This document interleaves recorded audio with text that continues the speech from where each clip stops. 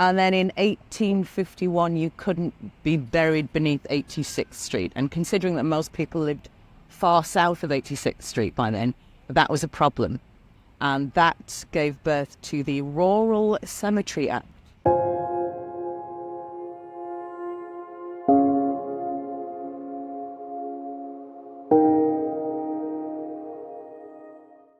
Hi everybody and welcome to another episode of the Glam Reaper Podcast. I'm your host, Jennifer Muldowney, aka the Glam Reaper, and I'm sitting here in the iconic Central Park in New York City in Manhattan.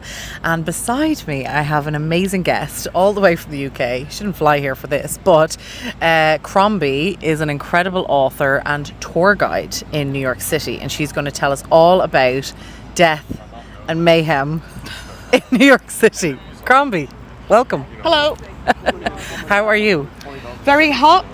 It is very hot. It's a very hot day in Central Park. It is, and we were just discussing Celsius versus Fahrenheit. I will still stick to Celsius when anybody asks me. So will I. How long have you been here now? 10 years. Same. And I 10 years next year. I refuse to say basil and tomatoes as well. Longitude, I have a problem with. Longitude. I haven't heard that yet. And longitude. Longitude. But language does what it does. It does what it does.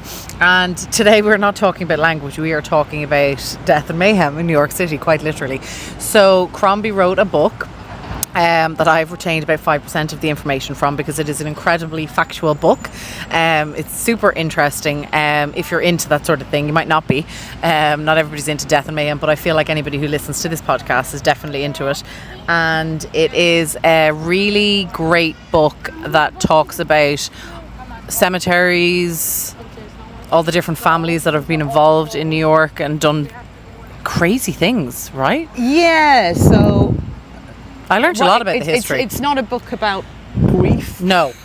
It's a history book. It's a history book, so it's 400 plus years of the municipal management and, in many cases, mismanagement of death, going right back to the indigenous people in the late woodland period before Europeans start to arrive, following the traditions of immigrants, and ultimately how New York City is running out of space, because this is a city of, with the exception of the Bronx, it's islands that are running out of space.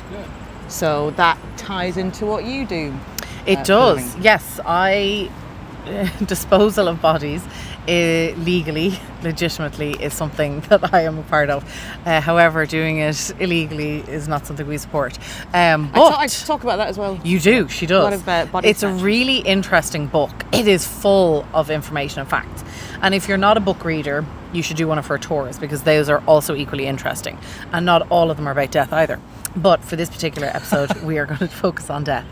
And New York City is Manhattan is a very fascinating place to be a part of. You've got this sprawling Central Park that we're sitting in here right now, which is quite like the Phoenix Park in Dublin. With the dead, buried beneath some of it. Oh yes. Seneca Village. See? This is all the fun facts.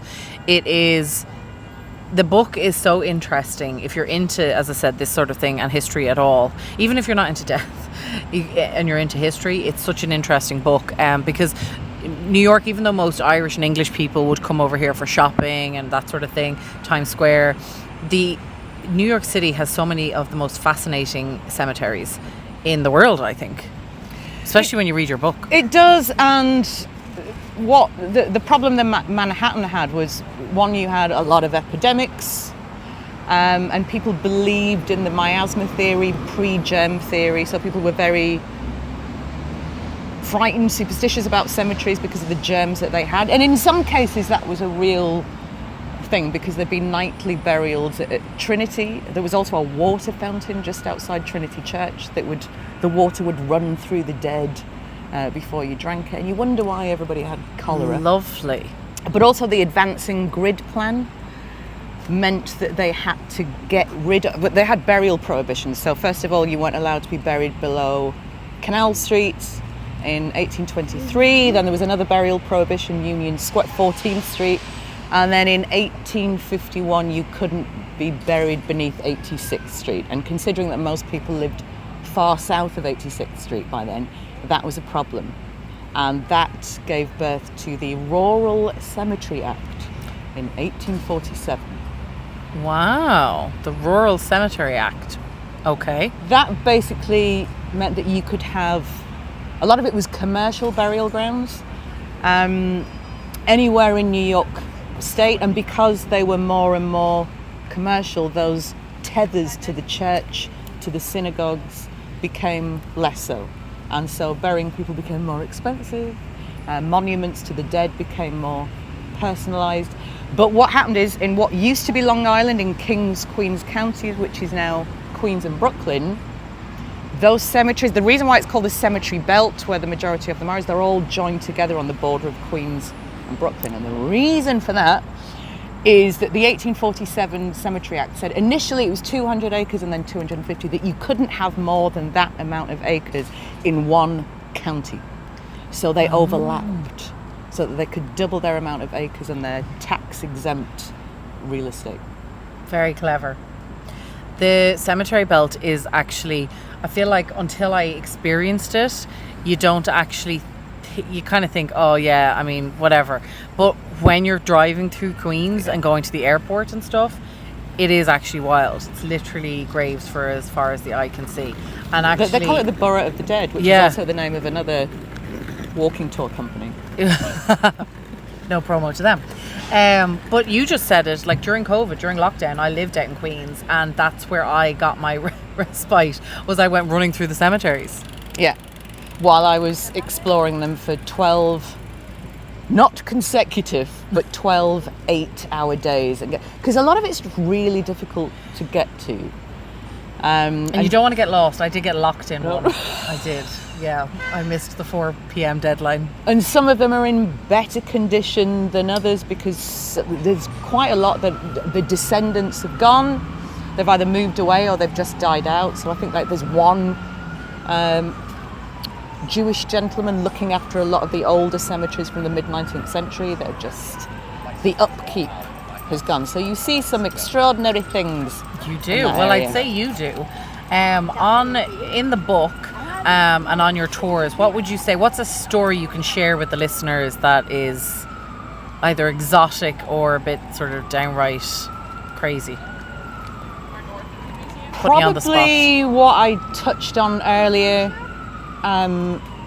with regards to yellow fever epidemics, which led to the first burial prohibition. So they took the dead of yellow fever and they took them to a place that was considered far north of the city, which is present-day Washington Square Park. And the bodies are still beneath that. So there's about 20,000 dead. Welcome to New York, by the way. Do you love the ambulance? Yeah, this is what happens when you do anything the sound live. Of the city.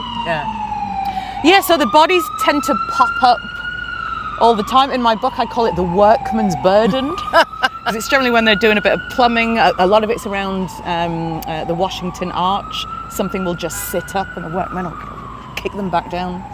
Or they'll take them to be analysed and then they'll be reburied. But from I think late 1840s or early 1850s to 1868, it was Randall's Island. So the Potter's Field, as they call it here, shifted there. And because of the advancing grid, they got rid of a lot of those old cemeteries and they reinterred, as in reburied, people on Randall's Island and created a tumulus. It's basically a burial mound, so it's not signed, it's not. But there's 250,000 dead. And the biggest... 250,000, wow. Potter's Field, Pauper's Grave was 50th Street. And it was in such disarray that the local kids in the 1850s would just poke sticks at the dead, all these kind of skeletons sticking out. And they moved about 100,000. It's where the Waldorf Astoria is now.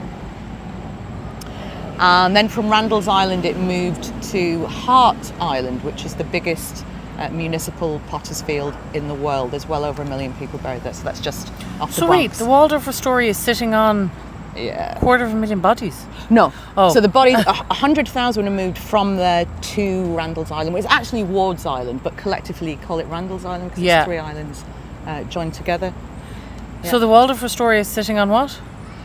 Well, maybe there's a couple of leftovers. Oh my God. That's, I was just at a funeral convention recently in Savannah, Georgia, which is like renowned as one of the most haunted places in the US, and one of the girls, shout out to Gary, God love her, she was terrified because she was full sure there was a ghost in her room, and she ended up getting moved rooms, and we later found out that there was in fact a young man who, I think he was from the military or something, and I think he was on a stag or something like that, and he ended up getting found in the vent. I mean, he got that drunk. I don't actually... How do you get that drunk that you end up in a vent? I don't really... I'm sure you can imagine. I mean, I have no inclination ever to climb into tiny little boxed spaces when I'm drunk. That's the last place I want to be. But he did, and was found. It might have been a prank.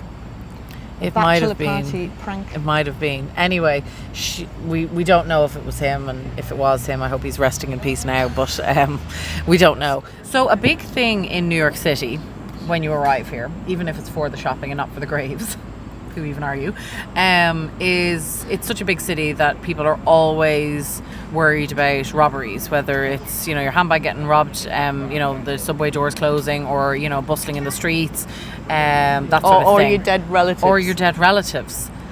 Was because grave digging, grave robbing was huge in Ireland. Like Glasnevin Cemetery, the reason the huge walls are there is to kind of stop it. In the UK, there was those two famous lads. I have a terrible memory for names. Was it Burke and that's it. And so like did that shenanigans go on here? The shenanigans went on here. It's very interesting because 1788, you've got what is now called the African Burial Ground, and the free and black residents of New York City who could sign a petition did sign a petition and submitted it to the Common Council with regards to the nightly grave robbery that was happening there, because it was an easy target because of racism, and the people who were stealing from those graves were student doctors. The interesting thing about that year, 1788, is it technically wasn't illegal to grave rob. But if you think about it, America gets its first president 1 year later. So these new states are still drawing up the laws and legislation. And I guess body snatching wasn't at the top of those priorities. Agenda. So the student doctors didn't have a cadaver providing service. So they were plundering these cemeteries. And that petition from what's now called the African Burial Ground, that was submitted in February of 1788. And then 2 months later, what used to be the New York Hospital, which was very near the African Burial Ground, the story goes that there was an independent anatomy class, and it was taught by a very noted physician. His name was Dr. Richard Bailey, who incidentally was the father of the very first American-born saint, Elizabeth Ann Seton. I told you you'd learn a lot. I think she became a saint in 1975. She cured the blind. That's generally the miracle. That's the go-to miracle.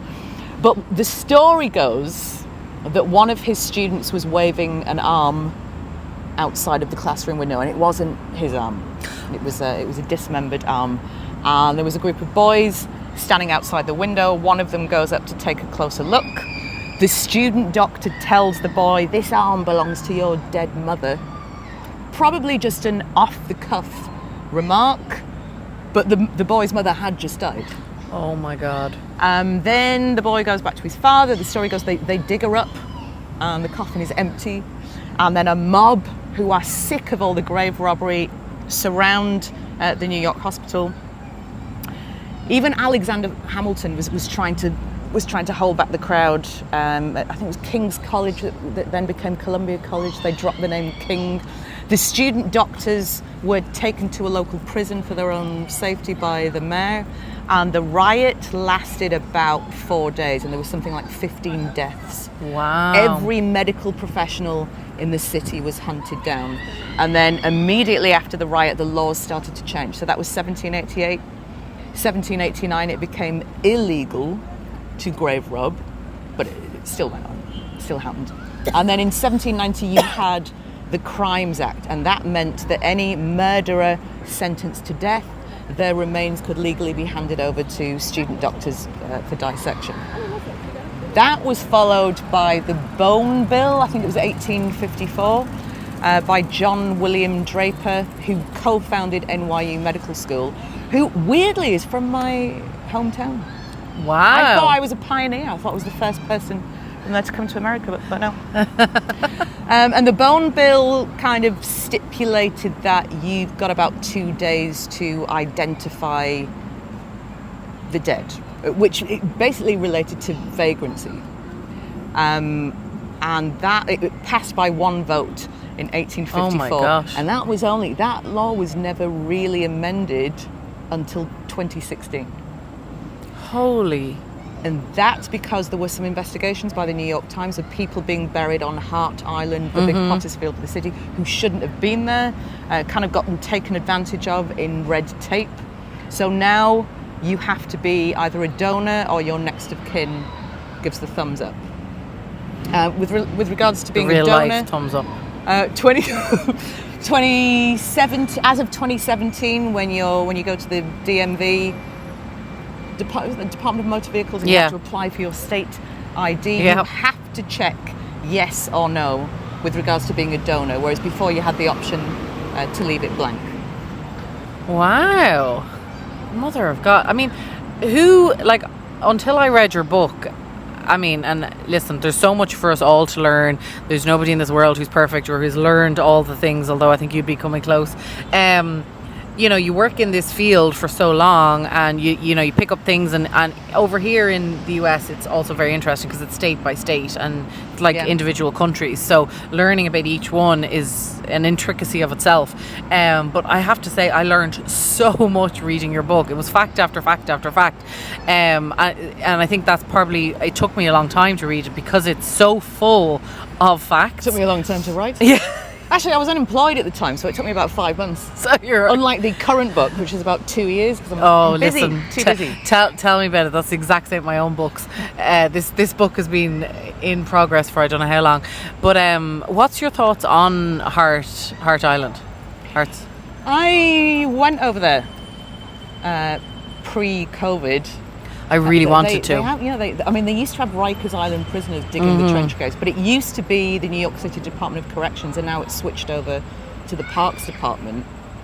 So you can go over there if you're obviously related to the dead. They have a big turnover. So, for instance, maybe a year after their death, and you can afford to have them exhumed and buried or cremated elsewhere. People will do that. But now they've got this kind of macabre lottery. So twice a month you can win a ticket to go over there, and they've got these amazing buildings from the 1800s that were various psychiatric institutions and reformatory schools for naughty children. And I think they're about to demolish those buildings, which I'm kind of sad about because they have a lot of history, and turn it into some visitors park. But initially, like when AIDS hit New York City, they buried those people when they didn't know anything about the virus, far away from everybody else. And they did the same with COVID, when it was sanitation workers as opposed to Rikers Island prisoners who were digging the graves. Trench graves. Yeah, it's crazy. I mean, it's wild to even think that that's so close to us here in the city, and like we're sitting here on the Upper East Side part of Central Park, and just the differences in wealth in this city are just crazy. And they have even the dead, when it comes to the death, they'd have the dead here. I think they've done some radar tests, and that's because, ironically, Central Park was supposed to be egalitarian. It was supposed to be for all classes, but in order to do that by eminent domain, they threw everybody out of this area. People who were either squatting here or living here. There was a lot of Germans and Irish here who were basically building the Croton Reservoir for the freshwater influx from Westchester. But there was also the very first established, mostly middle-class black settlement from 1825, which is now known as Seneca Village. I think that's in the West 80s. And they turfed them all off, but they had churches and burial grounds, so they're still sensitive areas with the dead. It's such a highly populated city that, of course, there was going to be a history behind it all, but it really is great. And definitely check out, what's the name of the book again? Death in New York. Death in New York. Very simple. I called it that because I was having an argument with my publishing company. I think they wanted to call it something, Life and Death in New York. No, Death in New York. It's because of Death in Venice, which was a book and then a film. I saw the film. Yes, very good. And so Death in New York is one of your books. I've got a new one that I'm trying to finish. Deadline is November. Okay. So that should be coming out next year, and it's called The Psychiatric History of New York. Everything kind of meets in the middle. Yes. Because a lot of those islands where the dead were buried historically is also where they kept psychiatric institutions. It is. Kind of makes sense. Yeah. And I have done the psychiatric tour, and tell us about the tour. Yeah, it was so fun. So fun. I mean, I'm interested in all that sort of stuff, but it's just interesting. I've always been interested in history. And then we ended up in the pub. We did end up in the pub because we're Irish and English, and that's just the places we end up. We'll probably end up there today. But tell us, you do a couple of different tours here. Yeah, so the tour company I have is called Purefinder New York. Purefinder. As in P-U-R-E, which has a meaning that I won't explain. It's kind of disgusting. It relates to London in the 19th century, but you can look it up what Purefinder means. And the kind of tagline, it started with the book, Death in New York, and then I wrote a walking tour based on that. I have a walking tour, which is the next book, The Psychiatric History of New York, on the Upper East Side. So there's a theme, which ultimately is what the city doesn't want you to see. And I have a couple of guides now so that I can withdraw and concentrate. She's built her empire. Concentrate on going to the pub. But yeah, so I've also got Oppenheimer in New York on the Upper West Side, which is obviously the Manhattan Project plays a part in that, but it's literally how the city raised him. And I've got The Outlaws Who Built Manhattan. That's fairly self-explanatory with that title. That's in the financial district. Hellgate, which is really difficult to explain, and it's really difficult to sell tickets because no one has a reference point. It's a part of the East River called Hellgate. Do you know the Hellgate Bridge? I don't. Hellgate Bridge. And actually, I just, as she's like listing all these off, I'm like, okay, death, it's like, I need to do all the rest of these. I've got a new one as well. It's going to be in Central Park. Central Park, Scandal and Vice. I need to do all of these. There's Sign me up. A lot up. of tours in Central Park, but not about that. Sign me up. Crimes and misdemeanors.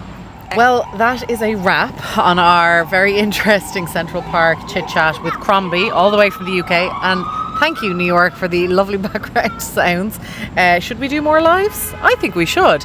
I think they're more interesting. This is the first one. I'm privileged. You are the first one.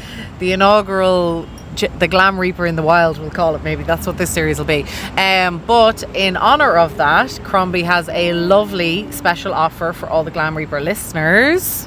Yeah, so if you book a ticket straight through the website Purefinder New York, we'll leave the links.